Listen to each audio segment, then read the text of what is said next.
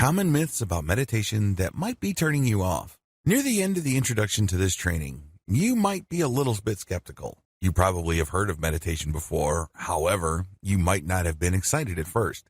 I really can't blame you because a lot of people have certain preconceptions regarding meditation. A lot of these are really myths that serve to turn people off from this amazing practice that can free them from daily stress and pressure. Part of the reason for this is because of the religious or spiritual baggage of meditation. After all, meditation was pioneered in the East in the specific context of Buddhism and Hinduism.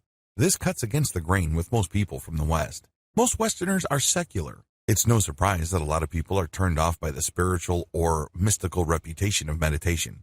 But this is not the reality of meditation. Here are 8 myths that might be holding you back about meditation.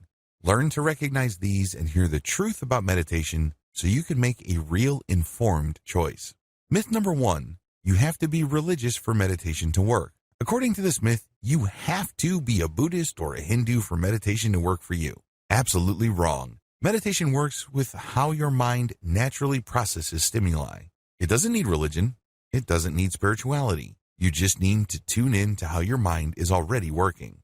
Myth number 2. You have to believe for meditation to produce benefits. You don't have to believe in anything. You just have to go through the steps of meditation because meditation works with how your mind works. It's kind of like redecorating a room with existing furniture. The furniture is already there. You just need to rearrange the furniture so it produces better effects.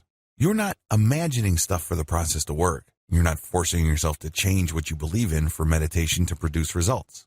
Myth number 3. You are fully unconscious when meditating. This is an absolute lie. A lot of people are under the impression that meditation is really like some variation of sleep and you're hypnotizing yourself or entering some sort of altered reality. No, this is not true. Real, practical meditation is actually the precise opposite. You remain fully conscious. However, you train your consciousness to purify its focus. It leads to a very empowering feeling because you start becoming more mentally disciplined. This is the complete opposite of just simply being unconscious. Myth number 4. You will fall under the influence of others easily when meditating. When you meditate, you are calling the shots because your focus is super filtered. It is super fine. Only you can do this. Nobody outside of you can guide you to achieve this level of clarity and focus. You have to do this yourself. Accordingly, you won't fall under the influence of others when meditating unless, of course, you want to. You always have that choice. But practically speaking, you are calling the shots. Myth number 5. Meditation is another form of hypnosis. Hypnosis works when somebody outside of you guides you to achieve an altered state of reality. They basically change how you look at things. Maybe a hypnotist will make you change your mind about smoking or some form of addictive behavior. Meditation is very different from hypnosis because you're not gaining instructions. Instead, you are clearing away your mind to focus on how your mind works in a given moment. You're not taking in stuff. You're actually clearing stuff away. So there's nothing to get hypnotized about. What you have is pure focus. Myth number 6. It takes a lot of effort to meditate properly. Your mind is actually very powerful. To use machinery analogy, your mind already has gears that turn, and these are very powerful gears. You have to understand that you navigate reality with your mind. It's how your body exists in reality.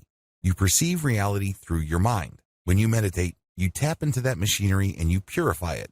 In other words, the energy is already there. You don't have to exert new effort. Instead, again, to use the analogy of the room with furniture, you're just rearranging the furniture to produce a different effect. Myth number 7. You have to meditate for a long time for it to benefit you. Meditation, to a lot of people, is a lot of work. They think that there are many levels to it. Well, people who think that way are being confused by the traditional religion or spirituality that surrounded meditation because Buddhists think in levels. Hindus too, to a certain degree. Raw, practical, basic meditation can produce results for you right here, right now. Since your goal is not to attain some sort of mystical enlightenment, but to just live in the present moment and focus your mental energies, the benefit is almost immediate if you do it right. Myth number 8. People who meditate are gullible. This really is a slam against people who are looking for natural and self-controlled ways to deal with stress. This is an insult. The truth is, even if you are the most skeptical person in the world and you really have a tough time believing anything, if you just focus on the mental processes that you are already engaged in, and direct it to a more natural alignment, you don't need to be persuaded of anything. It just works on its own. All of the 8 myths above will trip you up. Learn how to spot them in terms of your belief system. Let me tell you, what I'm going to teach you about meditation will not benefit you in the least if you hang on to any of these myths. Get out from under them and start enjoying the benefits you've been looking for. You need to start with as clean of a slate as you can. So make sure you go through your personal, mental, and attitude laundry list and clear out any of the myths above or anything related or similar enough to these myths. Otherwise, meditation may not work out for you. Meditation in a nutshell. What is meditation? We've already established in video 1 that it is not some sort of metaphysical, spiritual, or mystical state that you enter. It's definitely not some sort of attempt to achieve some sort of alternate reality or navigate some sort of spiritual truth. Instead, meditation works with how your mind already operates. The bottom line is, if your mind did not have a self-correcting system to achieve some sort of balance or some sort of inner peace at some level or another, you would have gone crazy a long time ago. That is the bottom line. Meditation really all boils down to getting in touch with that and becoming more aware of that machinery so you can call it into action when you need it and on your own terms. Your mind is a very powerful biochemical machine. It has all sorts of gears and processes and systems. Meditation just simply taps into this amazing interconnected network of internal systems that manage your personal reality to make the system work for you instead of against you. The cloud analogy. To get an understanding of how these systems work, I need you to imagine that you are looking at the world from 500,000 feet. At that distance, the world is a globe. You can see the clouds at the surface, and you can see some storms. And when you sink deeper, let's say to 200,000 feet, you can see the storms up close. You can see the lightning. You can see the movement of the air. You can even see the surface of the waters. You can see the heat of the deserts. There's a lot of commotion. There's a lot of stress. But when you sink another 200,000 feet, you can see everything up close and personal. There's a lot of turbulence. Then you sink another 500 feet into the ocean. It starts getting calmer. You can still see some patterns from the surface, or if you dig into the earth, you can see some mild disturbance. But when you get to the core of the earth, it's surprisingly stable. In fact, it's a molten core. It rarely moves. It's just liquid because of all the heat and pressure from the surface. But it is very, very stable in the center of the earth. Your mind is the same. When you drill down enough, things get calmer and calmer, despite how traumatic, turbulent, and stressful the surface areas of your mind become.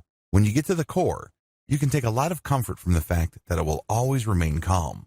It has to be this way because, as I said earlier, if humanity did not develop in such a way that our minds have some sort of self-correcting system that's always stable, we would have died as a species a long, long time ago.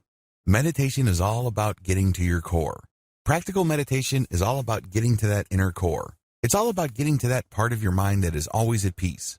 It has these mechanisms that ensure that you keep going back to this sense of peace. Believe it or not, really stressed out people who are going through a living hell as far as their emotions, their relationships, their career, their finances, and everything else in their life, actually have a calm inner core. Unfortunately, that's just buried in all the stuff that's taking up all their mental energy. But it's not going to go away. It's always there. You are programmed by biology to have a calm inner core. Otherwise, you would have gone crazy a long time ago. The bottom line is simple. Meditation is all about living in the moment. That is where we reconnect with our calm inner core. Here's the twist though. Meditation is an art, not a science.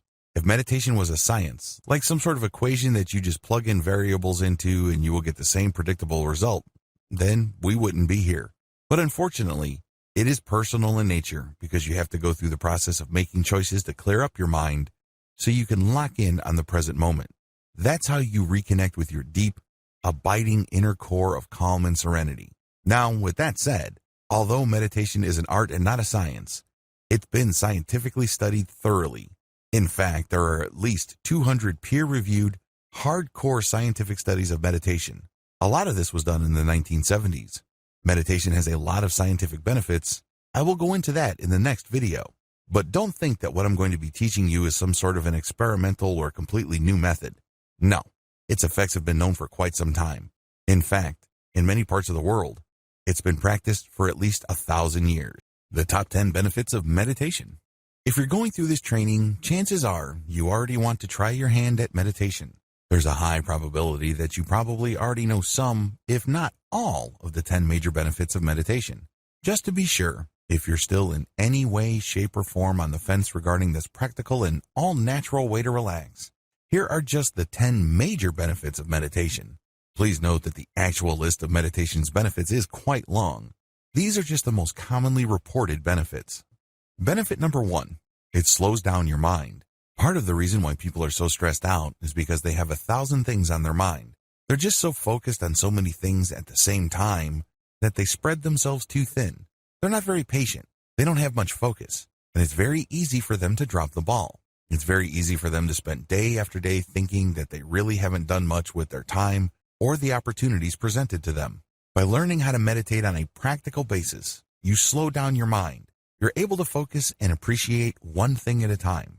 This is not a step back. In fact, this is a great way of reclaiming your ability to focus and control the many different areas of your life. Benefit number 2, it relaxes your mind. Focus is one thing, relaxation is another. Please understand that these are two totally different things. You can be focused on something that really stresses you out and take care of the problem. However, once the issue is done, you may still be tightly wound up. You may still be stressed. Meditation enables you to completely relax your mind. It is a great way of not only taking off stress, but also relaxing your mind. You get inner peace. You get serenity. Benefit number 3, it relaxes your body. There's a tight connection between your body and your mind. The less stressed your mind becomes, the more relaxed your body gets. These two are strongly tied to each other. By working on your mind, you go a long way in relaxing physically. Benefit number 4, you gain perspective. Part of the reason why people are so stressed is because they think that they're jumping from one emergency to another. They are literally caught in the end of the world every single crisis. It's as if they're putting out one fire after another. Well, it turns out that most, if not all, of the things that you're stressed about are nothing to stress out over. In the big scheme of things, they are really small potatoes. When you adopt a daily or consistent meditation practice, you get to see the big picture. Gaining perspective enables you to achieve some level of inner peace.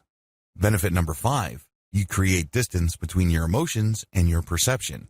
One of the most common symptoms of stress is when everything seems to revolve around who you are, your personal value, and your goals in life. In other words, every small disappointment becomes a giant failure. When you don't agree with somebody else, instead of leaving it at a fairly shallow level, the disagreement becomes really personal. You really have a tough time letting go of your emotions. Well, when you learn how to meditate, you create distance between your emotions and perceptions. Just because you perceive certain things, it doesn't necessarily mean that you have to interpret things in a very emotionally negative way. The more you meditate, the calmer you feel. It doesn't have to be the end of the world. It doesn't have to be all about you. Life doesn't have to involve a tremendous amount of unnecessary drama. Benefit number 6, your focus increases in power. Where your focus goes, energy flows. Unfortunately, if you're stressed out, it's very easy for you to try to focus, but there's really not much power left. You can't muster the willpower needed to get stuff done, regardless of how much you think you've set your mind to something. At some level or another, something is tapping your energy. It's just leaking out of you, and you really can't, for the life of you, focus like a laser. When you learn how to meditate and control your mental processes, your focus grows in strength. You are able to target specific tasks with your willpower. When you do this, you become a more effective and productive person. Benefit number 7, your focus increases in clarity. Just as focus involves willpower, focus also involves clarity. Things start to make sense. Things fall into place. Unfortunately, if you're under a lot of pressure, it's easy to suffer from brain fog. Everything looks the same, everything is fuzzy, and it's hard for you to tell which is which. You don't even know what your priority should be or not. It is no surprise that regardless of how much focus stressed out people try to put on certain tasks, they can't get anything done. It's as if they try to impose their willpower to do certain things, but it turns out that they're doing the wrong things at the wrong time to produce the wrong results. They end up chasing their tails. When you meditate, your focus not only grows in strength, but it also grows in clarity. You start using your values as your filter as to what to focus on. This can have a tremendously positive result on your productivity as well as your sense that you are able to make things happen in your life. Benefit number 8, it lowers your blood pressure.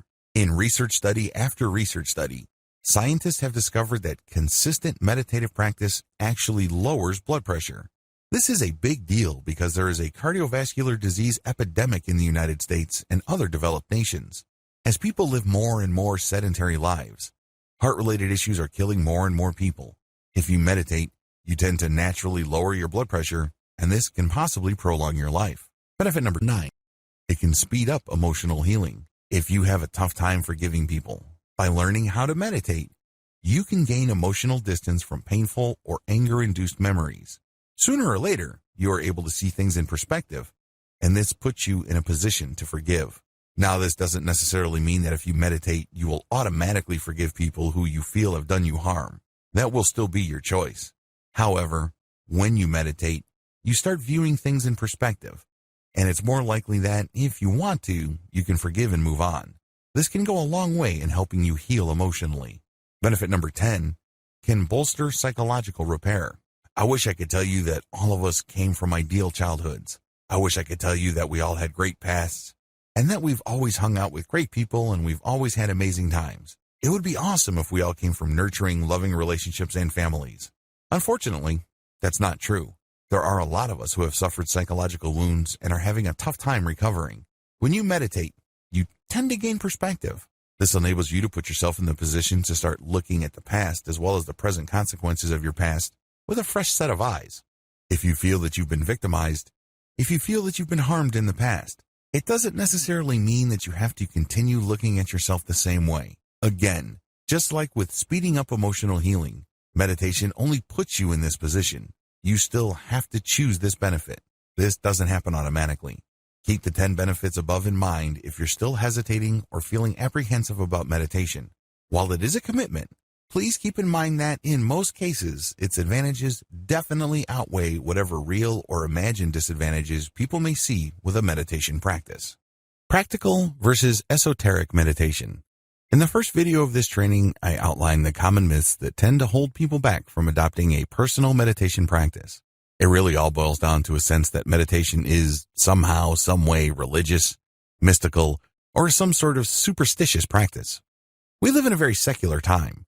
We'd like to believe that we are guided by reason and science. Given this context, it is entirely understandable why people have second thoughts about meditation. A lot of this really flows from the dichotomy between practical and esoteric meditation. Esoteric meditation is really the historic practice of meditation. In this context, meditation is practiced in connection with some sort of higher religious goal or some sort of mystical objective. If anything, meditation is not the centerpiece. Rather, it's just a side practice to what should be the primary goal, which is to attain some sort of enlightenment or some sort of spiritual release. Esoteric meditation. Esoteric meditation is rooted in Eastern philosophy. The whole idea of Eastern philosophy is that life is suffering, or that there is such a thing as karma and eternal rebirths. The whole point of any kind of spiritual exercise is to gain a perspective that enables people to break out of this eternal series of birth, suffering, death, and rebirth. Meditation has historically been associated with this thinking because meditation is one practice that enables people to start seeing life from a completely different perspective.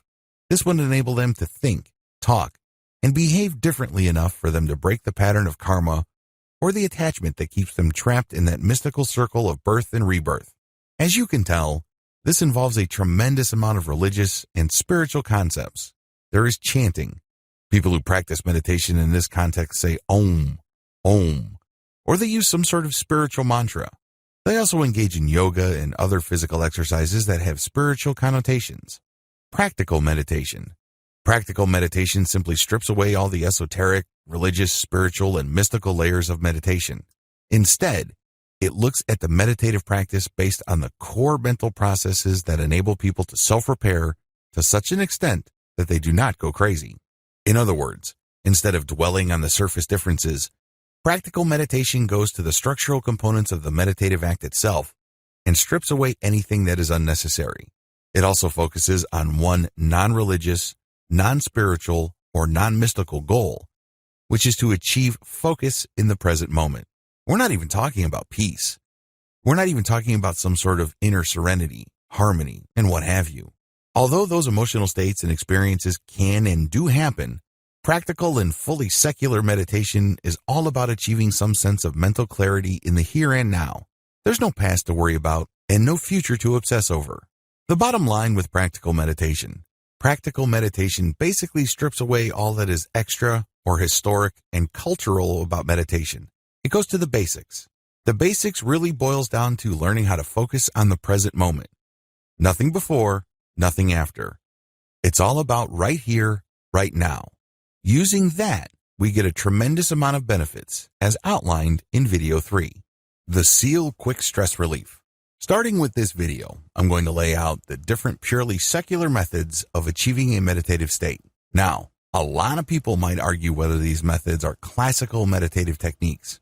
But as I've mentioned in video 4, we really couldn't care less about whether it's traditional, classical, or what have you.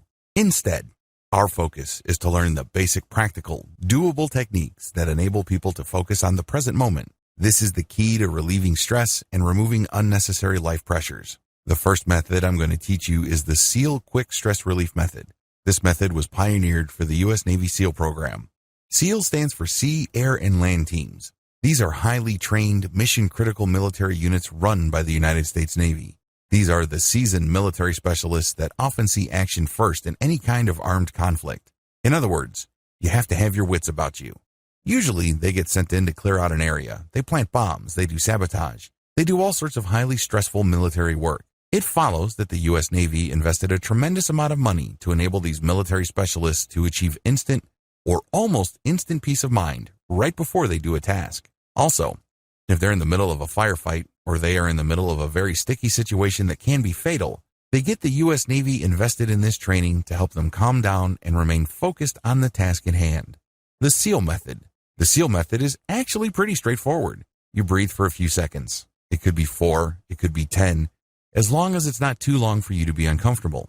You breathe and then hold, and then you release, and then you hold. Basically, you breathe in, and then you hold it for however many seconds. You then release your breath, and then at the end of that stage, when all the air has left your lungs, you hold it for the same number of seconds when you were breathing. You repeat this about 3 to 8 times. Again, as long as it's comfortable. Guidelines. When you're doing this, you don't think. You know you're doing it wrong when you're thinking. Instead, you should just focus on what you're doing. Focus on the air coming in, focus on holding your breath, then focus on the air going out. If you keep repeating this with your focus solely on your breath and what your body is going through, the relaxation will come. Your mind starts to unclench. You're no longer worried about stuff at work. You're no longer worried about your relationship. You're no longer worried about your childhood. You're no longer obsessing about that person you can't forgive. None of that matters. Instead, you focus on the here and now. That's when the relaxation comes. Ideally, you should start with the SEAL method for quick stress relief. This is the easiest meditation method and it delivers the quickest results. Once you learn to de-stress using this technique, you should then go deeper by adopting the methods described in the following videos of this training. Counting your breath. With this method, you're just going to focus on your breath and nothing else. By doing this, you achieve a tremendous amount of relaxation. If you practice this long enough, you can achieve a very deep and abiding sense of inner peace. It's fairly straightforward. There are really no moving parts. It's not complicated at all. Preparations. First, you need to find the right spot. Generally speaking, you should do this in an area where you're not going to be disturbed. There should be no distractions in terms of what you can see, hear, smell, taste, touch. It should be a place that will only be available to you for around 10 to 15 minutes. It doesn't really take all that long, but you have to be in the right spot for a long enough period of time for this meditative technique to benefit you. Second, you're going to close your eyes. This is a technique that you cannot do with your eyes open. Remember, we're basically going to avoid any kind of distractions. These distractions can be seen, heard, smelled, tasted, and touched. No distractions. So you close your eyes and you just focus on one thing and one thing alone. Third, focus only on your breath. How are you going to focus on your breath? Well, you're not going to focus on it by feeling it or hearing it. Instead, you're going to watch it. In other words, you turn your mental camera to your breath. You imagine yourself seeing yourself breathe in and breathe out. The key here is to feel it with your body and see it in your mind's eye. Eventually, these two sensations will line up. So it diverts your attention from the stuff going through your mind as well as the stimuli that your body is picking up. Instead, everything is focused on your breath. Your conscious attention is focused solely on your breath. You breathe in slowly and you breathe out slowly. Everything is focused on the area of your body where the breath is coming in and going out. The key here is to not control your breath. The key is to not be self-conscious. Instead, you're just paying attention to this natural flow. When you feel that there's a strain in your lungs, you're doing it wrong. It means you're being self-conscious. It means that you're trying to force things. This should not be forced. It is actually effortless. You're just basically turning that mental camera that you have from obsessing about all these stresses or drama happening in your life to just focusing on your breath. That's all it will be focused on. And if you keep this up long enough, you will become very, very relaxed. It leads to a tremendous amount of inner peace. However, let me tell you, in the beginning, it's going to be quite difficult. You might even feel bored. You might even feel like you're wasting your time. It's because this is something new. Your mind is not used to thinking this way. After all, your mind has grown accustomed to thinking about 1,000 different things at once. It's used to using up a tremendous amount of energy.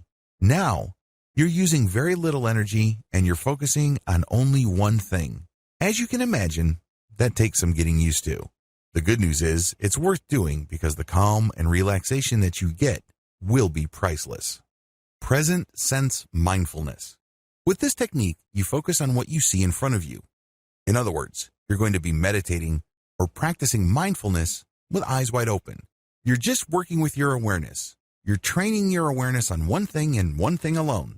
Steps to present sense mindfulness. The first step is to practice the breathing patterns that you learned in video 6. Focus on your breathing until you achieve a sense of relaxation.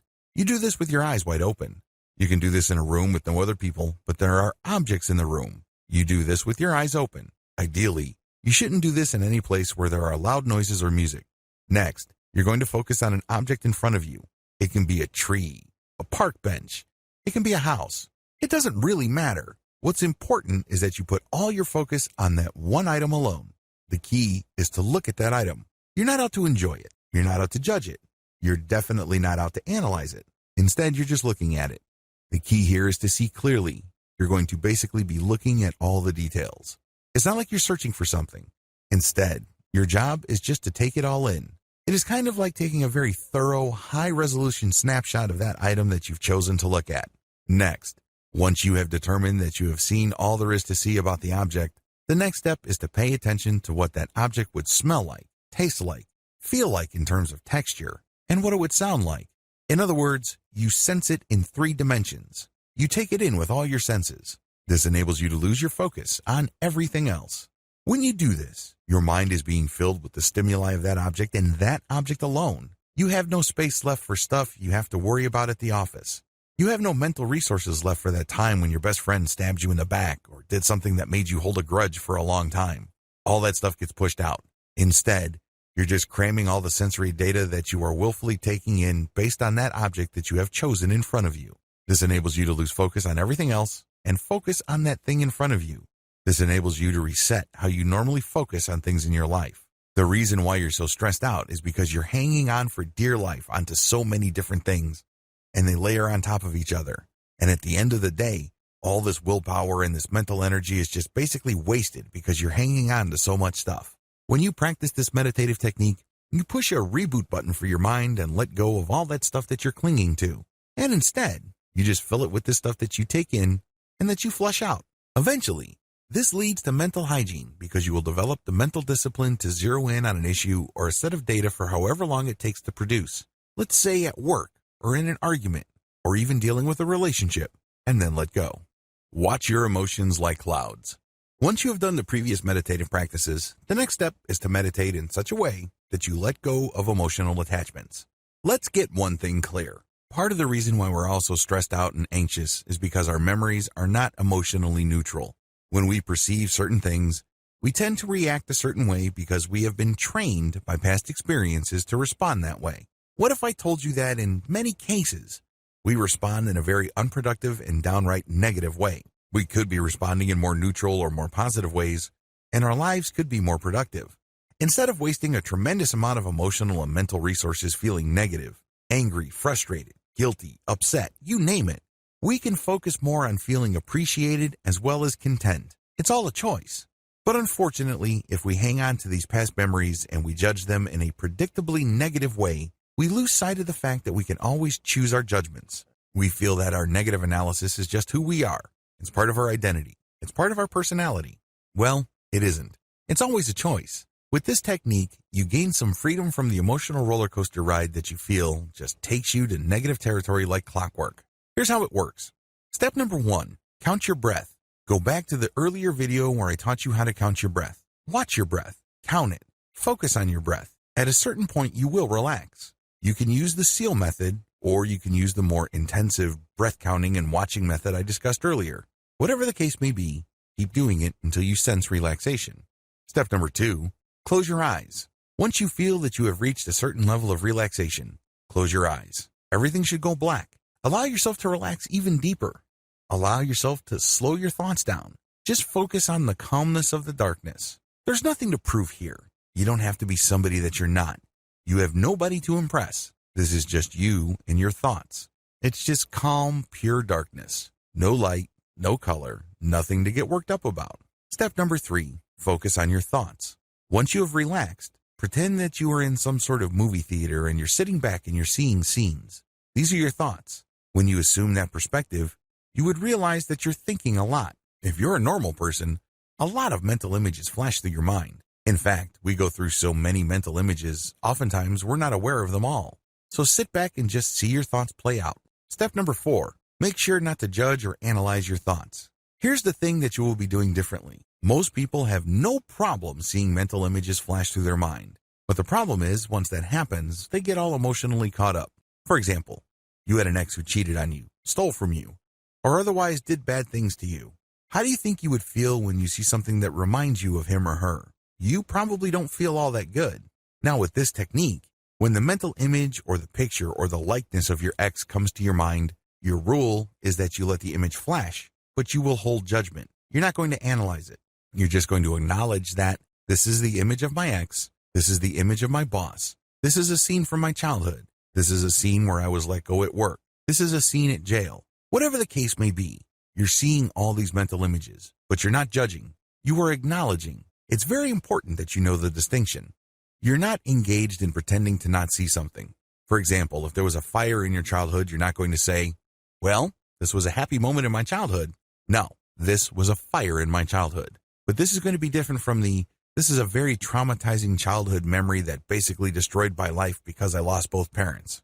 Do you see the difference? There's no judgment here. You just say, this is a fire that happened when I was a child. It's stripped out of all emotional baggage. It's stripped out of all emotional trauma. Acknowledge and describe in a very objective, flat, and neutral way. This is not going to happen overnight.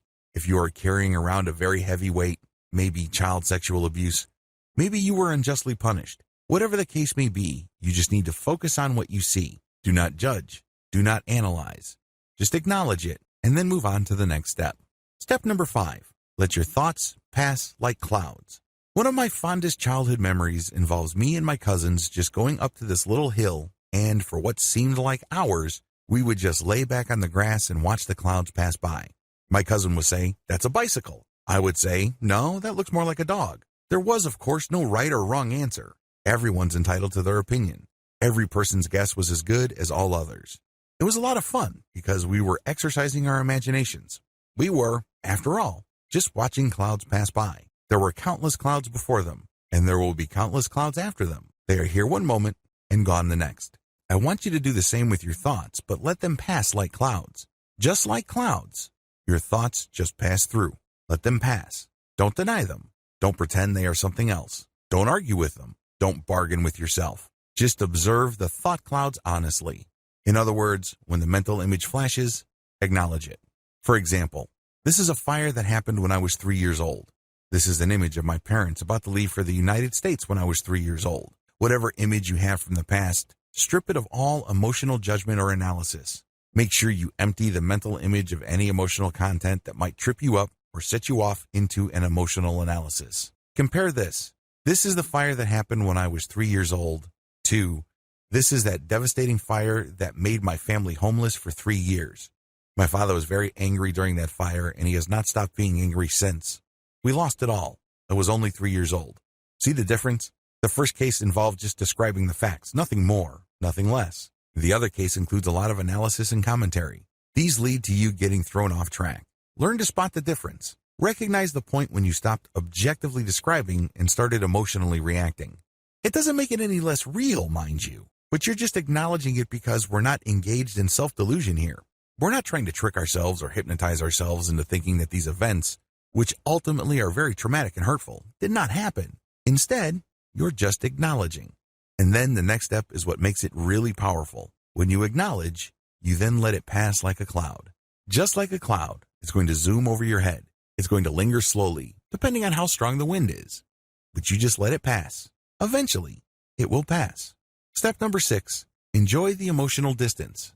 When you repeat this over several weeks, you start noticing emotional distance. Mental images, memories, or what have you, that used to throw you off track no longer do. Maybe there was a memory that used to make you cry like you were on autopilot. Now you don't do that. You just say, well, that happened to me when I was 4 years old and my housekeeper was in that memory. Then you let it pass. Well, that happened to be, and my boss said something and I was let go and I found another job. You let it pass. Well, that was my best friend and my ex-girlfriend. You let the memory pass. You do this over and over again, and the more successful you become at it, the greater the emotional distance. Eventually, all that stuff that used to drag you down and hold you back is left in the past. Congratulations. Meditation best practices.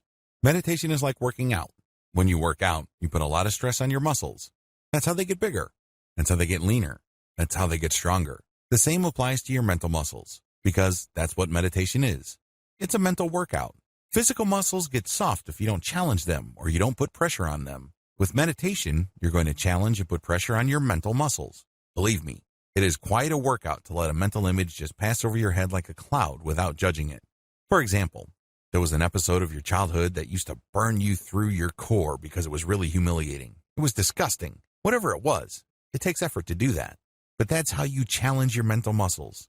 And the more pressure you put on it, the stronger it gets. Practice daily. The good news here is that you don't have to spend all day meditating. In fact, if you're doing that, you're overdoing it.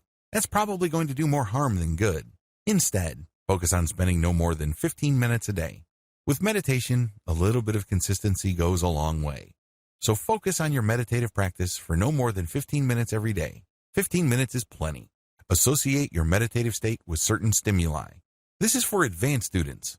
Usually, by this point, it will probably take months, if not years. But most people, if they're consistent, will reach this point.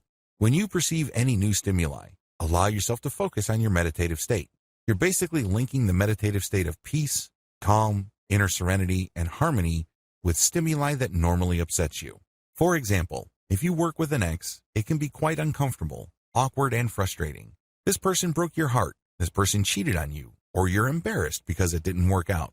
Whatever the case may be, it's going to be very hard to handle that stimuli. After you've meditated and you've gained some emotional distance, allow yourself to look for that stimuli and link it with a meditative state. In other words, you are replacing the stress, discomfort, and embarrassment that you normally feel when you perceive that stimuli. Maybe it involves seeing the face of your ex or hearing his or her voice, whatever the case may be. Now, you're replacing it with a meditative state.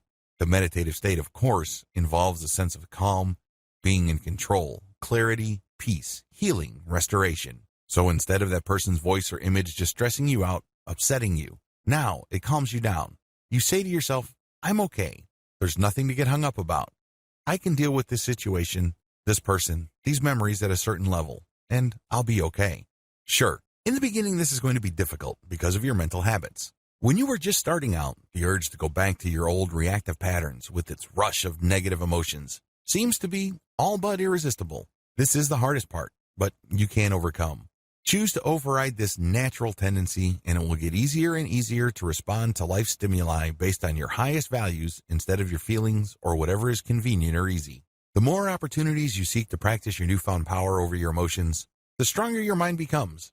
It also makes the link between certain positive stimuli and positive emotions or positive mental states. Of course, none of this happens all at once. It takes time. Still, every time you successfully choose to focus on being calm and successfully recall the mental calmness of your meditative state, the easier it gets. The secret is practice. Interestingly enough, to get the practice you need, you actually have to seek out situations or stimuli that normally stress you out. That's the only way you can test out your ability to recall a calm inner peace.